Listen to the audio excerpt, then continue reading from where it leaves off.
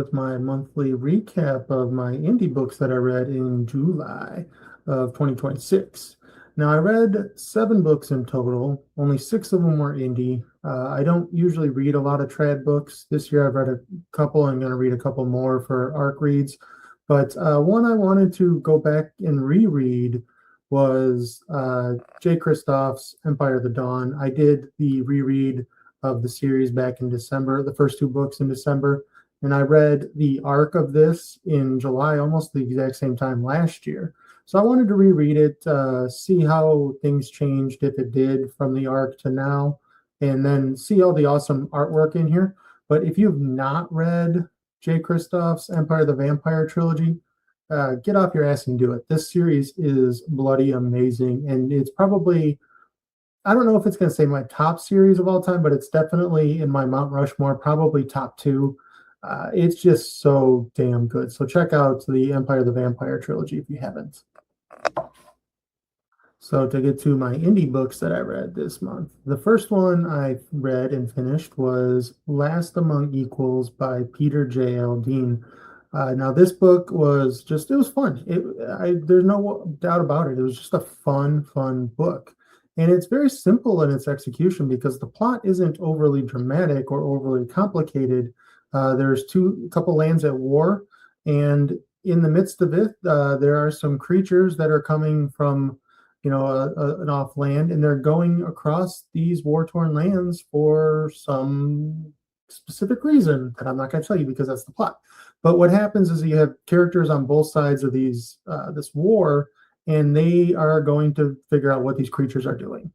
And it's a cool group of characters. It's 3 main characters. There's 4 POVs. 3 of the main characters are from one side of the war, and then the other character is from the I guess you would say the aggressor side or the non-aggressor side. So she is a apprentice mage, and her non-mentor, because it's specific to the plot that it's not a specific mentor, but she gets this vision from some magical stones, and she ends up joining the aggressor side to go figure out what these creatures are doing. And then the other 3 main characters, so there's some good political intrigue in this story, in this world that Aldin's created, is that one of the main characters, and probably the predominant POV character, is from a house that's been, kicked out basically of this, or a failed house. The father was a traitor, and so the rest of the family is, burdened by this, bad thing that happened years ago. So he's a famed warrior, but he's still there, but he's just frowned upon, looked down upon by other characters in the royal arena and stuff like that. So he goes on this mission, and then there is a sergeant at arms, head of the King's Royal Guard, goes to make sure everything happens okay. And then there's this cool thief character. She's just awesome, really funny, really snarky, which, she's probably my favorite character of the book. And she's just got some good motivation, which is basically survive.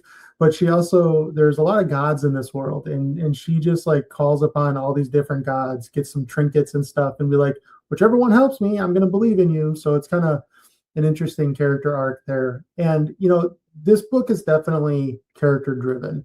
I would say it's definitely character over plot.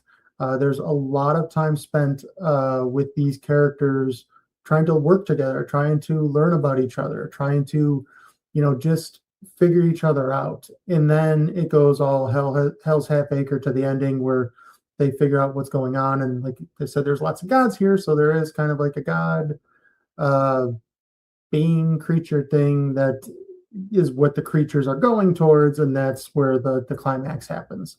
And it sets up another book. But I think the key here is that Aldin does a good job of setting this book up, and it can almost be read as a standalone. Like I said, it sets up for a sequel, but there's a lot of conclusion here, which is just really cool. Some cool magic, simple magic, and just a lot of fun. And Aldin's a fantastic writer.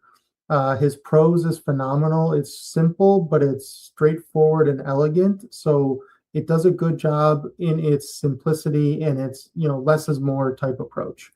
So I definitely suggest checking out Last Among Equals by Peter J. Aldin. So the next book is a novella I read, and it's the second novella in a series that I started earlier this year. The first book being The Scroungers by Thomas J. Devens. Now, the book that I read last month is The Dregs, which is like I said, they're novellas. They're both novellas, pretty short. But what I love about this is that Devens has created this world where both of these books, and I think there's going to be more coming out, take place after a battle where multiple lands are fighting in, and this battle just goes to shit, and everybody dies basically, except for in book one, there's a group called the Scroungers, and then some other characters that go to this little village. This book, The Dregs, it follows that same template, and there's a couple characters that we meet that are from different lands, different groups, different factions, and they just come together as this motley group, and there's a plot that happens there. But what happens is that Devens expands his world by going to the Prince's War, like the guy that was really pushing this battle. He died in the battle. That's not a secret. So his brother conspires for the throne. And basically the Dregs, this group wants to, end him because he's going to be worse than his brother was. So in this short amount of time, a lot happens, because then we get introduced in this book, the magic system, and there's some necromancy with one of the main points of view character here. And there's some cool necromancy scenes that happens with this. And it's just, again, novella, fast-paced story. But what Devens is great at doing is creating characters that are just, one, fully fleshed out, but two, he seamlessly does multi-points of view in a short amount of time, and you don't feel like you're losing out by shifting points of view. It's expanding and enhancing the story by giving these multi-points of view. And the way that all these characters come together is interesting, but some of them are dying because they're after this battle and they don't have medicine. Then the necromancy character with the mage here, and then there's some political intrigue that happens, and some characters that are points of view that are on that side of the coin, if you will, or that faction, if you will. And it's just awesome. And the ending is really cool. He doesn't skimp on character deaths. Devens gives us the deaths, and it's just awesome. This is a bloody good time. And again, it's short novella. I'll say it again. It's short, very quick. I read this in one sitting. Very good. I highly suggest checking out the Vermin of the Old Empire novellas by Thomas J. Devens. The Scroungers being the first one, and then the Dregs being his latest one. And I can't wait to see what he does next with this series. So check him out. Now, the next book I read is called Splinters of Heaven by Theo Tsirigotis. This book was just interesting in its concept. It feels like there is this, there is a cataclysm. There's this apocalypse that happened, but it's hard to tell if it's in our world or like could be our world, but like urban fantasy kind of where there's magic still in our world. It's kind of hard to tell, and that's a cool aspect of it. But there's a recurrence theme in here where these cataclysms keep happening. And so the cataclysms happen because of these magic users called the Stained, then they reopen these rifts and all these things happen and the world just falls apart. So there is this magic force, and I love this concept when there's books like this where there's a magic force hunting magic users. I love that concept. It's just great. It just gives me very much a Blade Runner feel. And I put it in my my review on Goodreads. It feels this military group is a military group of magic users. They just feel very Gestapo, for lack of a better word. And there's the opening scene is just like almost a beat for beat minute replay of Inglourious Bastards, the opening with Christoph Waltz going into the farmer's house. And it's just an awesome scene. Now, I really, really enjoyed that concept of the magic user. And the main point of view, there's 3 points of view in this book. The main one is the magic user in this military group. He was a great character to follow. And I enjoyed all of his inner turmoil. I enjoyed what he learns, the realizations that come with later in the story with the rifts, and I really enjoyed all of that. The other two characters, there's a young pup warrior who gets wounded, but he does this good thing and saves a bunch of people. So he gets healed by the magic users that are the good magic users under the emperor, and he gets sent with the first POV character to learn with him and join his group. I liked his character. Don't get me wrong, I really liked his character, but there was a lot of times where he was kind of like, yeah, he's young. He's just an idiot. He's a naive character, and he's written really well. And I enjoyed how well Theo wrote him, because he is just young. He's a young idiot, and you can't help but laugh. Especially now that I'm in my 40s, I can look back and be like, yeah, that would have been me at that age. Just a dumb idiot that just is idealist and wants to do well, and then just keeps screwing up. So I really liked him. And then on the other side of things, the third POV character she is part of what's called the 1,000 tribes or 1,000 peoples. Can't remember the exact terminology, but they're basically like outcasts. And it turns out she is a stained, or she has magic, and so she's trying to meet up with these stained. And her arc is just very much brutal. It's very brutal. Like it felt very Mad Maxy almost, where these warlords just like brutally murder people left and right, and it's just survival of the fittest. And she has her magic comes alive during all this, and she has to navigate that. But then there are some scheming going on with some political figures and with a stained and all this stuff. So there's political intrigue there. But this book is definitely action to the core. There's lots of battles, lots of fallout from battles, lots of character work where they're trying to reconcile their actions.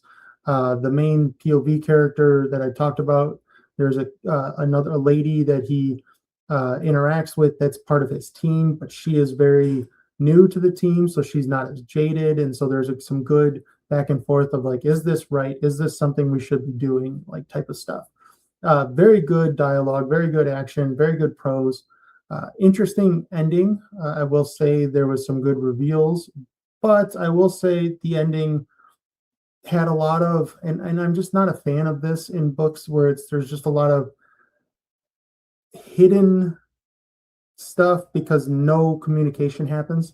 Like even the main character makes a point, is like, speak plainly about something, and even the guy he's talking to just continues to not speak plainly, and I'm just like, come on, speak plainly. Like this like the drama for miscommunication just drives me nuts.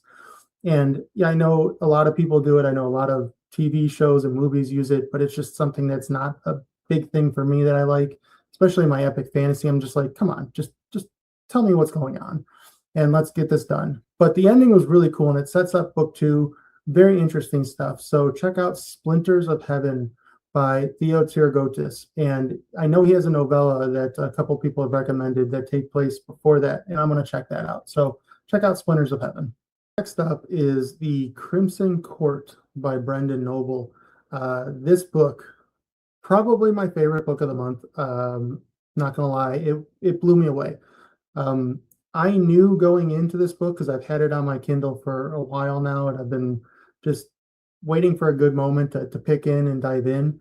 I knew it was very much political intrigue. I mean, it's in the title, the cover with the cool court, political intrigue is the key. And for me, I'm not huge on books where it's actual political theater, meaning there are political factions and they actually go into like a courthouse or like a Capitol building, so to speak, and they have their factions, the conservatives and the reformists and all this stuff, and they vote on things and all that stuff.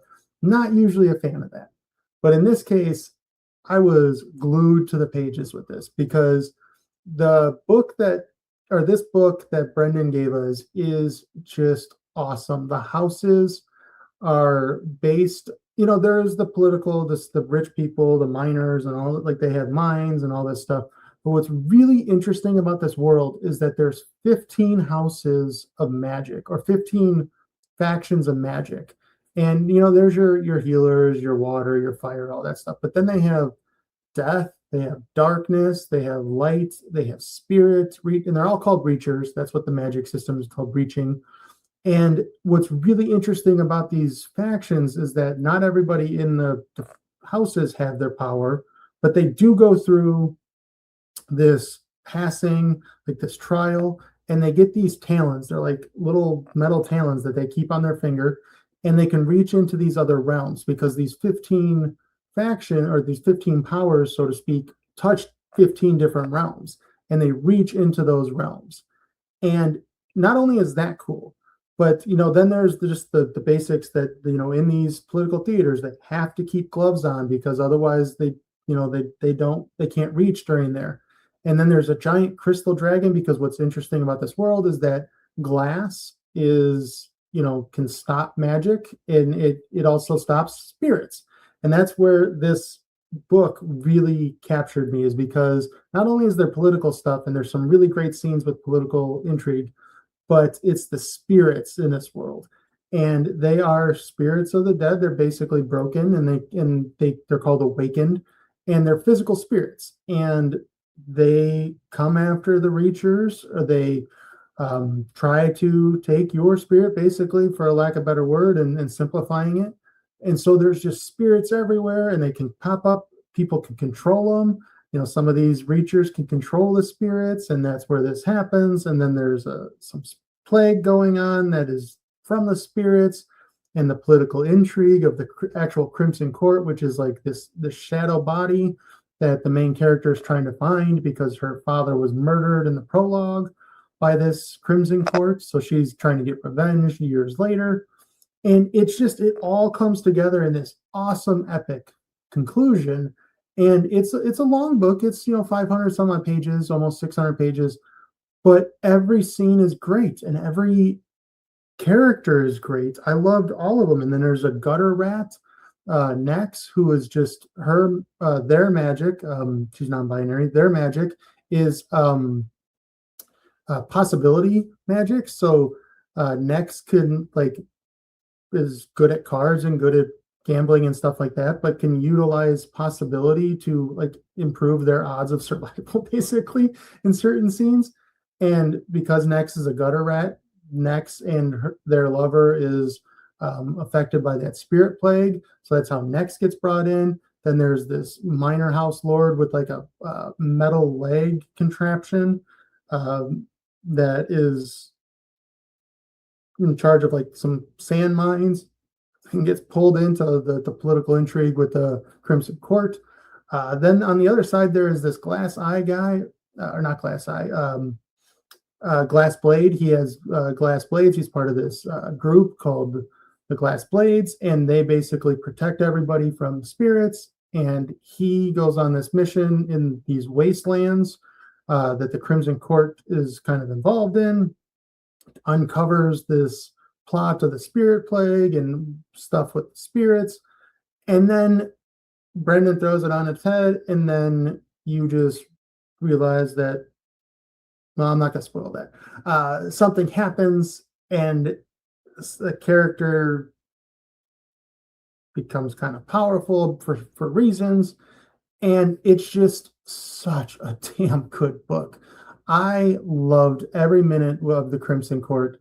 So definitely check out the Crimson Court. I can't wait to read the sequel. I know Brendan is working on another book that's in this world, but not associated with this specific story, but it's in the same world. It's just great stuff. So check out the Crimson Court by Brendan Noble. You won't be disappointed if you like political intrigue and awesome magic systems. Now, speaking of awesome magic systems, I read Soul Cage by L.R. Schulz. Soul Cage it felt like a video game. Let's just put it this way. It felt like, I don't know, I know they're making a remake of it, but it felt like Onimusha in the early 2000s, where you basically kill people in Soul Cage, the book, you kill people and you take their soul. And so obviously, the more people you kill, the more souls you have. And magic is based on the amount of souls you have in your cage, as it's called. And it's just a very cool magic system. The story is pretty straightforward. It is very, very straightforward. It's this bad guy has a bunch of souls and he wants to find like a better word, a relic that is in this magic kingdom. And the magic kingdom, they have all these knights, and those magic knights are the protection against the skull swarm, basically, and these reapers on the bad side. All they do is want to kill each other to get more souls and gain more power. Pretty simple, right? So there's basically, this book is just a war book. Lots of death, lots of killing, lots of blood, lots of murder to get souls. And the three main points of view characters are very interesting. The guy in the cover, the main character, or I wouldn't say he's the main character, but he's like the greatest mage there is because he defeated the bad guy's dad many years before. He was probably my least favorite character, I will say that, just because being the greatest mage, he turns to let me add this to the magic system. As you take their souls, people want to, like, those souls are trying to talk you to break, and if you break, bad things happen. So basically, the more souls you have in there, the more they're trying to break you, and the more likely you are to break, which ties into the knight's side of things, the honor system and all that good stuff. Now, the main character, the main male character with the mage, he's this powerful guy, but he reverts to vice, drugs, and drink to silence the voices. He had some bad things happen in the prologue to him before he got all these souls. So he was interesting, but he was my least favorite of the three, just because he felt on the periphery until the big battles at the end. Now, the other two characters I thought were very interesting. There's a young boy, Will. He is neurodivergent, probably autistic, and that plays into the story, which was really awesome to see. And he is going to be a knight. So we get to see the knight's honor system, what happens, the learning, all this stuff. He's our proxy, as how we learn how this world works a little bit. And so he was pretty interesting. He had some good arc. He had a good arc because of that. And then what happens to him at the end was very interesting to see. And I did like him a lot. But my favorite character was, quote unquote, on the bad side. She is broken in this world. So her magic her cage breaks, but she is not broken like what happens in the world when you break. And she has these, with the magic, you can create these images, basically. So you can create giant swords, you can create bridges, all that stuff. She has a couple of souls inside of her that were her friends. That one is a giant panther, one is a eagle, and one is a bear. So they're kind of like the reason why she is the way she is, and not, she's broken but not broken. And there's a lot of good character dynamic and growth with her and her friends as the soul, as those souls. So her goal is to get more souls so she can keep her friends around, because the souls deplete and you can only use them so much during the day. So she's joins the bad side to get more souls, but then slowly comes to realizations and all that good stuff. Her arc was phenomenal. I liked her a lot. I liked her interactions with her friends, as their images and their souls. And it was just a cool story. It sets up for a sequel. I don't know where it's going to go because it did a very good job of, this book ends in a very good, satisfying way that if this was a standalone, it would work perfectly as a standalone, but it does set up for a sequel. I'll just be interested to see where it goes with that. But that is Soul Cage by L.R. Schulz. And finally, the last book I read, it is the newest book I read, or just came out on July 31st, and that is Requiem of Dice by Timothy Wolff. Now, this book takes place in his Whisper That Replaced God novella duology, but it involves the main character from the novellas is in here, but he's not the main character. The main character is actually this woman named Desi. She is a gambler, and she gets drawn into this world of gods. This is a god called Requiem. This guy, Alexander, is a POV. He can turn into this giant god of Requiem, which is like an 8-foot tall skeleton with this giant sword. And then there is another POV that is part of this world or realm that worships this spider goddess. So he becomes a giant spider, and Desi gets caught in between them. Basically, this book, it's a short book, 250 pages. It's all war, basically. It's setting up this war between these two lands, and then the land from the duology, Mute's land, comes into play. So it's basically a battle of the gods. Meddling Gods is one of Timothy Wolff's hallmarks, so you definitely have that. Now, this book is quintessential Timothy Wolff in that the prose is just full of banger lines. They're on every page. He just knows how to turn a phrase, and it's very quick, and it's very to the point. There's no wasted scenes. There's no long paragraphs of description. It's pretty straightforward. The action's pretty good, especially when they turn into the gods, giant spider, the giant Requiem skeleton guy. And there's just a lot of thinking about one's place in the world. There's a lot of melancholy between these characters because they're forced into this world or this life and this future for themselves. So it's just a great look. And again, with this novella world, if you haven't read it, you don't have to read it to read this book.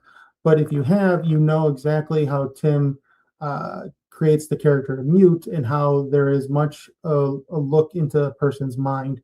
That still happens here. I will say that there's a cool and a great resolution to Mute's story. But again, you don't have to have read the novellas to get that, but it does enhance it. So I will say that it's probably better to read the novellas before you read Requiem of Dice because it'll hit harder for you, and Mute's ending will hit better. And again, it's Tim Wolff. You know what you're getting with Tim Wolff books if you've read them before. Meddling Gods, great prose, great story. Check out Requiem of Dice. It just came out at the end of July, and that is by Timothy Wolff.